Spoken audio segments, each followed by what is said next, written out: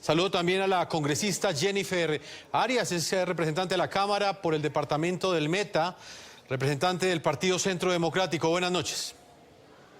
Buenas noches, Jefferson. Un saludo muy especial para usted y para quienes nos están viendo en este momento.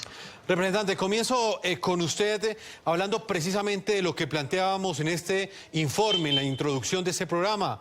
¿Cuál es la situación de orden público en este momento en el departamento del Meta? Queda la sensación de que ese aparente vacío de poder que dejaron las FARC luego de haber firmado el acuerdo del Teatro Colón, el acuerdo de paz, ese vacío de poder fue copado por estas estructuras criminales que son denominadas en Colombia como disidencias de esas mismas FARC. ¿Usted qué opinión tiene o qué información tiene de lo que sucede en ese momento en el sur del departamento del Meta? Bueno, la situación del departamento del Meta en el sur es una situación compleja, es una situación que no solamente es una situación local, es una situación que se desprende de varios hechos. El primero de estos hechos es Venezuela. Lo que ocurre en Venezuela está golpeando de manera fuerte el sur del departamento del Meta y uno pensaría, no siendo frontera, ¿por qué lo golpea? Lo golpea por una razón muy sencilla, porque estos cabecillas, como Gentil Duarte, que hoy están entre el Meta, el Caquetá, el Guaviare y Venezuela, están simplemente en una pelea trabajando en pro del narcotráfico. Y entonces cuando tenemos un país que los cuida, que los protege, que los defiende y que adicionalmente se ha vuelto el corredor más fácil para sacar las drogas, pues termina el departamento del Meta metido en esa pelea y termina siendo afectado porque por supuesto ellos deben defender el control territorial de estos sitios para poder soportar no solamente el cultivo, sino adicionalmente a eso poder ser ese camino para poder salir a través del Guayabero, que queda en el departamento del Meta y del Guaviare y del río Guaviare, van y salen hasta Venezuela y esa es la situación que estamos teniendo. Tenemos una situación que no es en todo el departamento y quisiera dejar eso como primera cosa, es una situación que tenemos muy centralizada en unos municipios del departamento del sur, del departamento del Meta, que colinda con el Caquetá y con el Guaviare, que es donde hemos venido teniendo esta situación. Esto es una pelea básicamente por el narcotráfico. Las FARC siempre en los últimos años ha venido teniendo esta pelea antes del acuerdo de paz, después del acuerdo de paz. Nosotros denunciamos muchas veces el tema de Jesús Santrich. Personalmente yo lo hice cuando fue al Congreso de la República porque realmente es un tema de narcotráfico. Entonces la situación es una situación complicada y es complicada porque se ha utilizado a la población civil a través de amenazas y hoy esta mañana recibí una llamada, por ejemplo, del municipio de Vistahermosa, que me decían, mire, lo que está ocurriendo es que obligan a los campesinos a salir a manifestarse, a salir a marchar, y si usted no quiere salir, entonces tiene que dar una plata para poder ellos financiar esas marchas diciendo que los campesinos quieren, pero la realidad es otra. La realidad es que los campesinos quieren dedicarse a su trabajo, pero hoy en algunas zonas del departamento lo que están recibiendo es amenazas para apoyar, entre comillas, estas supuestas marchas que lo único que buscan es realmente proteger el narcotráfico a través no del gusto, no porque quieran, sino a través de la intimidación. Esa es la situación que estamos teniendo. Quiero que me precise un poco más esa denuncia que usted me explica hoy aquí en esta entrevista. Usted recibe una llamada telefónica de un poblador de Vistahermosa, me dijo, ¿no? Sí, señor. Y en esa llamada exactamente, ¿qué le denuncian? Estos grupos criminales, estas disidencias de las FARC, al mando de Iván Mordisco y de Gentil Duarte, están presionando a la población civil para que ellos salgan a manifestarse contra esos planes que están promoviendo la sustitución y la sustitución de cultivos ilícitos en el sur del departamento del Meta. Así es. La denuncia que yo recibo, usted sabe que cuando uno pues es congresista, muchas denuncias le llegan a las personas, muchas veces les da miedo denunciar y lo hacen a través de uno.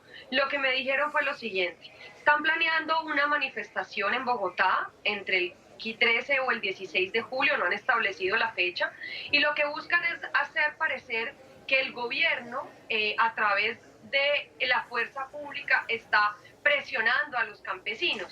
Y lo que les dicen es, usted tiene dos opciones. La primera opción es muy sencilla: usted va a la marcha, nosotros le ponemos para que usted pueda asistir, usted va, se manifieste, y entonces mostramos un montón de personas que supuestamente están aburridas, en contra, creen que el gobierno está usando excesivamente la fuerza, y entonces esto hace que se genere un ruido a nivel de derechos humanos, que se genere un ruido a nivel de la opinión pública. O si usted definitivamente dice yo no voy, me da miedo por la pandemia, porque no quiero salir, porque tengo susto de hacerlo, pues simplemente usted me tiene que dar X cantidad de plata para poder ir. Esas son las dos opciones. ¿Por qué? Porque si usted no va, entonces yo pues utilizo la plata para poder movilizar gente. Y si usted no va, pero además no me da la plata, pues entonces aténgase a las consecuencias y resultará pues en alguna cosa contra su vida. Esa es la denuncia que me han hecho hoy justamente del municipio de Vistahermosa, obviamente de la zona rural, que están teniendo esta amenaza. Es una situación que ya me habían, digamos, denunciado en otra oportunidad, también ocurriendo en el municipio de Uribe, en el Meta, más específicamente en la inspección de la Julia, y en, por supuesto, la Macarena, que es donde tenemos un centro. Congresista, y son zonas donde históricamente han hecho presencia estas organizaciones criminales. ¿Qué pasa con la acción de las Fuerzas Armadas en este punto específico? Es vital que el ejército controle estos territorios, porque si no nuevamente vamos a tener el mismo problema que habíamos tenido en el pasado, en el que prácticamente esos terrenos o esos territorios eran completamente vedados para el Estado colombiano porque estaban bajo el control de organizaciones criminales que se financiaban con la hoja de coca, con los cultivos ilícitos. Yo creo que las fuerzas militares, la policía, la Fuerza Armada en general ha hecho un trabajo bien importante, ha hecho un trabajo en pro de poder recuperar estos territorios y ha venido ganando terreno. No podemos y no podría yo decir que no ha venido ganando terreno. Por supuesto ha ganado terreno, por supuesto ha recuperado terreno. Cuando uno ve lo ocurrido en la antigüedad, pues hace unos años en el departamento, uno se da cuenta que por supuesto hemos avanzado bastante. Sin embargo, en estos territorios en particular es muy difícil por varias razones. Primero, por la misma geografía, los terrenos son terrenos de difícil acceso, de difícil control, porque lo que tenemos ahí son parques nacionales, parques en donde es difícil mantener un control territorial. Cuando uno sobrevuela, nosotros lo hicimos hace unos meses con el señor gobernador, cuando uno sobrevuela se puede dar cuenta de la dificultad de mantener ese terreno seguro, de mantener el control territorial. Entonces es difícil el acceso geográfico, pero adicionalmente a eso es difícil dos cosas. La primera es cuando se firma el acuerdo de paz y cuando se desbarata, se supone que las FARC, lo que termina ocurriendo es que se vuelven unos pequeños grupos que empiezan a hacer unos asentamientos y que es de mucho más dificultad militarmente hablando capturar o dar de baja. Y entonces lo que terminamos teniendo es un montón de grupos chiquitos a los que es muchísimo más difícil perseguir. El ejército, y realmente es un reconocimiento a los soldados que están en territorio, a la policía que está en territorio, a la armada que vigila nuestros ríos, pero es muy complicado a veces poder mantener este control territorial.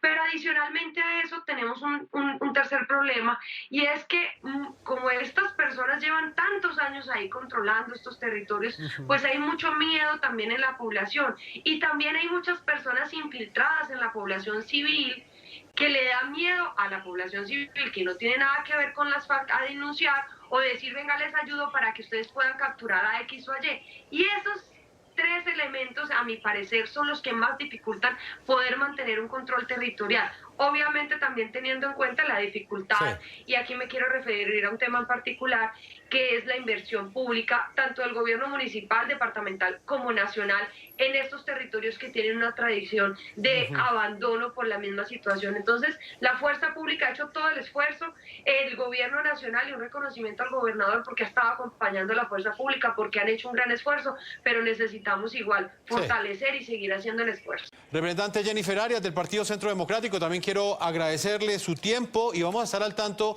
de esos debates que usted está dando en el Congreso para visibilizar esta situación de amenaza que vive la población civil, los campesinos de esta región. Muchas gracias. A ustedes muchas gracias, Jefferson, y si me permite un comentario muy rápido respecto al tema de las FARC. Yo creo que el partido político de las FARC tiene una responsabilidad política con los colombianos. Uno no puede estar en el Congreso por un acuerdo de paz y simplemente decir, sí, no, pues está pasando algo, pero es que esos son unos disidentes. Yo creo que hay que responsabilizar directamente al partido político FARC de lo que está ocurriendo. Ellos conocen las rutas, ellos conocen dónde están ellos escondidos, ellos conocen dónde están ubicados. Yo sí creo que hay que exigirle al partido político de las FARC que nos digan exactamente dónde están ellos, dónde estaban sus campamentos, cuáles eran las rutas que utilizaban. Eso es una responsabilidad y ahora que están en la legalidad deben responderle a los colombianos y decirnos y ayudarles sobre todo a la inteligencia a capturarlo, porque si ellos están en la legalidad deben actuar como tal. Muchísimas gracias, Jefferson, a todos ustedes un saludo muy especial. Feliz noche.